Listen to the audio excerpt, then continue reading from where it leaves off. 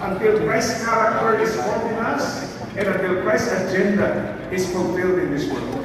Yan ang biyaya. Kaya pag naintindihan po natin yung God's sustaining grace, kaya nga po nang binanggit ko kanina, hindi lang ito celebration ng nakaraan.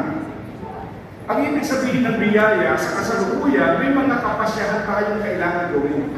May mga pagbabago na kailangan yakapin dahil yan po ang magdidikta kung anong kinabukasan ng ating tatanawin. At pag naintindihan po natin na ang focus ng Panginoon is not only that we do His agenda, but also to be formed in His character, we will change the way we measure success. Napakahalaga.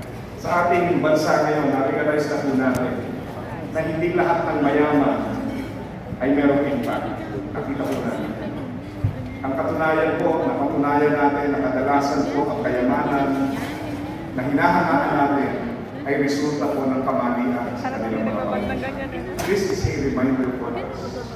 Lilikha tayo ng kultura that aligns with God's purpose, God's agenda, and lilikha tayo ng kultura na babago sa ating pagkakataon. So yan po ang biyaya ng Panginoon.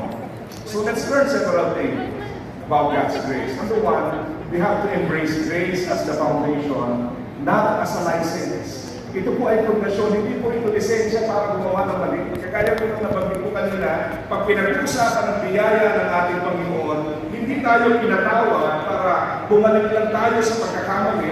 Pinatawad tayo, pinalaya tayo para lumago tayo sa ugali ng Panginoon.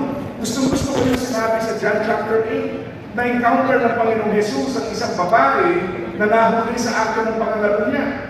At ang sabi ng mga tao, ang ganyang klase ay pinarusahan, binabato hanggang mamatay. Pero ang sabi ng Panginoon, kung sino ang walang kasalanan, siya ang maunang bumato. May bumato ba? Wala. Pero after that event, kinausap ng Panginoon ng babae. Sabi ng Panginoon, has anyone condemned you? Ang sagot ng babae, no one, sir. Then Jesus said, neither do I condemn you. Go now and live your life of sin. Huwag ka nang bumalik sa kasalanan. Hinango tayo para yung buhay natin, ituon natin sa kung anong mahalaga sa Diyos. Hinango tayo hindi para magpabalik-balik sa pagkakamali. Hinango tayo hindi para gawin natin yung gusto natin. Hinango tayo para gawin natin kung anong importante sa Diyos. Naalala ko po si Bob Pierce. Siya po ang founder ng World Vision. World Vision, kagaya niya rin po, tumutulong sa mga mahihirap at alam natin kung gaano kahirap ang tumulong sa mahirap. One time, yung isang group na sinasamahan ko, nagkaroon ng youth program, nag-reach out sa maliliit na bata. Alam niyo, maliliit pa lang, isa madudugas na. Nagpabigay ko ng ensaymada, na merienda. Alam niyo yung ensaymada? Buti naman. Hindi ko na kailangan si Brian. Araw-araw yan. Lapit sa akin yung isang bata, sabi niya, Kuya, bakit? Hindi pa ako nabigyan. Buti na lang ensaymada pinamigay. Yung mukha ko niya, puro butter, puro margarine, saka asukar. Nabigyan ka na. Okay lang humingi ka ulit, pero huwag mo sabihin hindi ka nabigyan. So, hindi ko kong sabihin, sometimes, ganyan yung mga tao. I heard of an occasion, yung mga kaibigan ko naman po ay nagpunta sa isang lugar. Sila po ay nag-distribute ng relief sa mga tao na sa lanta. Alam niyo po nangyari, habang pumipila yung tao, tinutukan ng kutsilyo yung isa, at ang sabi, ayaw, pumila, bigyan mo sa akin lahat. Tumutulong ka na, hold up ka pa. Nung pumutok ako pinatulo, naalala ko yung pagpunta ko rito sa Pampanga, at pasagot ang isa sa mga tanong ko na napakatagal ko ng tanong. Siguro matulungan tayo ni Among dito. Ang tanong ko, sino pumunta kami rito? Sabi ko dun sa coordinator namin from DSWD, gusto ko papuntahan, kung hindi pa napuntahan ng iba, magdala tayo ng relief.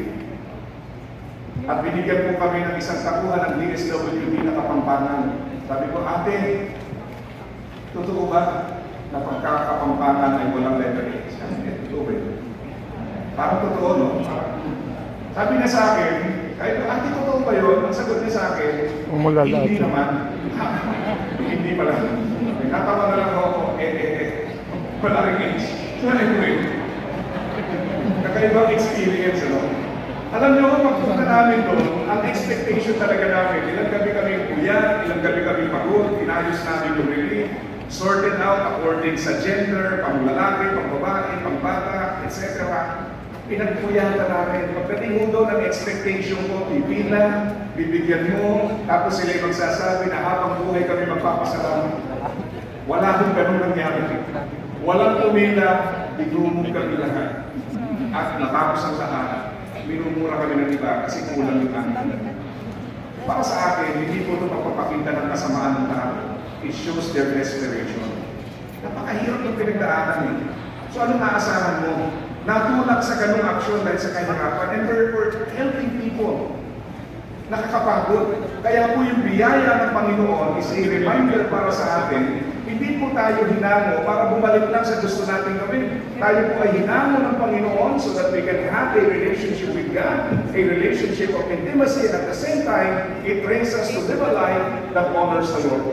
So, tingnan po natin ang biyaya bilang paraan para tayo po ay mabuhay para sa Panginoon. Pagkalawa po, we have to live in ongoing dependence on God.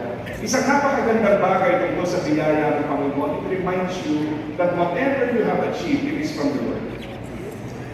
Meron po akong nabasa isang article about success. At sabi niya ganito, ang pinakamahirap ay hindi yung pag-akyat sa tagumpay.